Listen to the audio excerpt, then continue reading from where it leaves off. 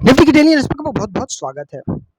आज अगर मार्केट को देखा जाए तो मार्केट आज ऐसा भी नहीं था कि लोगों को बहुत ज़्यादा फायदा हुआ और ऐसा भी नहीं था कि बहुत ज़्यादा नुकसान हुआ। उसका सबसे बड़ा कारण कि मार्केट आज पहले 15 मिनट के अंदर बहुत अच्छा खासा समय बिताता है।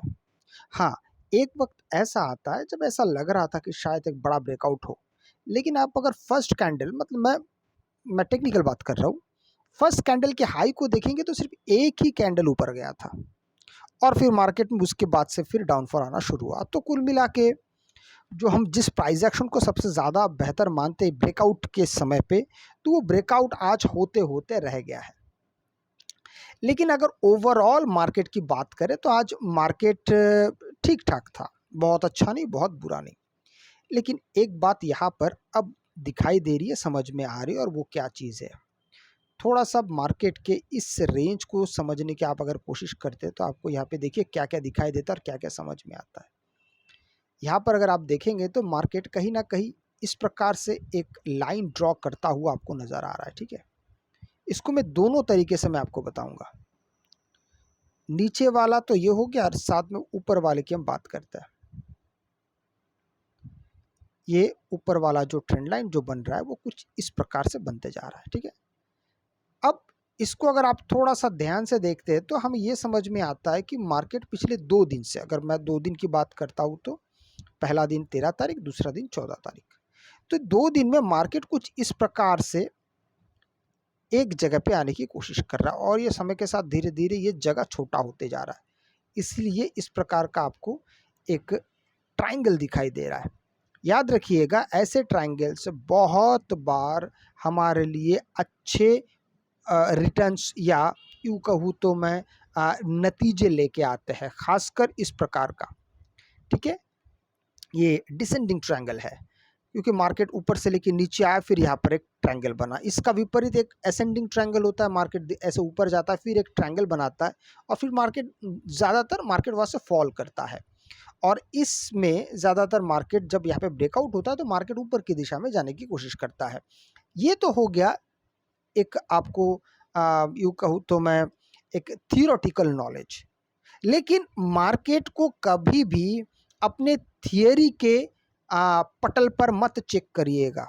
ये कतई ज़रूरी नहीं है कि मार्केट ऐसा ही करेगा।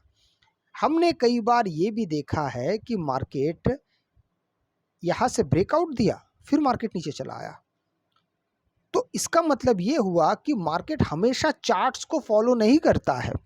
मतलब जो पैटर्न बन रहा है 100 मतलब ज़्यादातर करेगा, लेकिन कभी कभार ऐसा होगा कि मार्केट नहीं करेगा। तो उस कभी कभार के लिए भी आपको प्रस्तुत रहना पड़ेगा, आपको तैयार रहना पड़ेगा।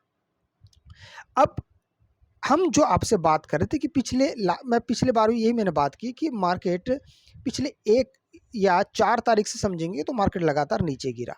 अब जाके ये 13 और 14 तारीख हम जब देखते हैं तो मार्केट को एक ऊपर की तरफ जाता हुआ दिख रहा है, लेकिन बहुत ज़्यादा एग्रेसिव बाइंग भी नहीं हो रही है। दोनों बात है। अब ऐसे समय पे अगर हम मान के चलते कि मार्केट, मान लीजिए, याद रखिएगा एक बात, मैं हमेशा इस चीज़ को मैं बहुत नोट करता हूँ कि मार्केट का दिशा चार्ट पैटर्न कुछ भी बन रहा हो ना, अगला दिन जब मार्केट खुलता है वो बहुत ज़्यादा मायने रखता है। अब मान लीजिए जो मैं बात कर रहा हूँ कि डिसेंडिंग ट्रायंगल बना, ठीक है। अब ये डिसेंडिंग ट्रायंगल के बाद मार्केट में ऊपर का मूव आने के चांसेस होते हैं। लेकिन अब अगर मार्केट अगले दिन गैप डाउन खुल जाए बड़ा, सोमवार को अगर मार्केट बड़ा गैप डाउन खुल जाए, आपके हाथ से तो वो सब कुछ गया जो आप पहले सोच के बैठे थे। इसका मतलब ये हुआ कि मार्केट में ओपनिंग बहुत बहुत बहुत मायने रखता है। अब यहाँ पे गैप डाउन के भी दो प्रकार हो सकते हैं। पहला कि या तो मार्केट बिल्कुल इस सपोर्ट के पास खुले और मार्केट यहाँ पे कोई प्राइस एक्शन बना, धीरे धीरे इसको कंटिन्यू करे। लेकिन अगर मार्केट बड़ा गैप डाउन, यहाँ पे बड़े का मतलब भी मैं अगर आपको यहाँ पे एक लेवल के हिसाब से बात करूँ तो देखिए यहाँ पे 24,367 या 60 को ही आप रेगुलर मान के चलिए, और नीचे 24,026 कितने पॉइंट्स, लगभग अगर मैं इसको देखूँ तो रफली 40 पॉइंट्स। इसका मतलब ये है कि मार्केट अगर सोमवार के दिन 40 पॉइंट से ज़्यादा गैप डाउन खुलता है और पहला आधा घंटा सस्टेन करता है 40 पॉइंट से नीचे, तो यहाँ पर हमारे लिए ये सारा जो हम विश्लेषण कर रहे हैं ये चीज़ अलग रह जाएगा। अगर आपको वीडियो अच्छा लगे तो लाइक शेयर सब्सक्राइब जरूर कीजिएगा। आपसे मैं अगले वीडियो मिलता हूं, तब तक के लिए जय हिंद।